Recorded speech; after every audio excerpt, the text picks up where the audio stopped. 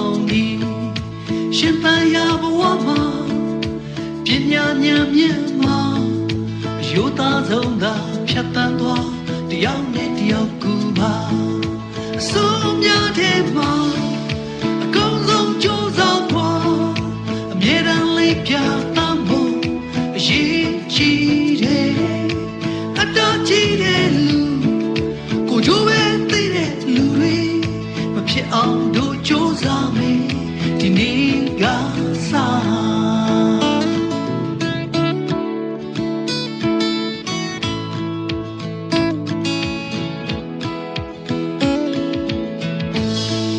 ဒီနေ့ကစားလို့စိတ်နှလုံးတွေပျော်ရွှင်လန်းဆန်းကြပါစေဖြူစင်စိတ်ထားတာယာချမ်းမြေချီလန်းတိုင်းအောင်မပြေပညာဉာဏ်မြင့်မှာအခိုင်အမာကိုချင်းတရားအယုသားဆုံးသာ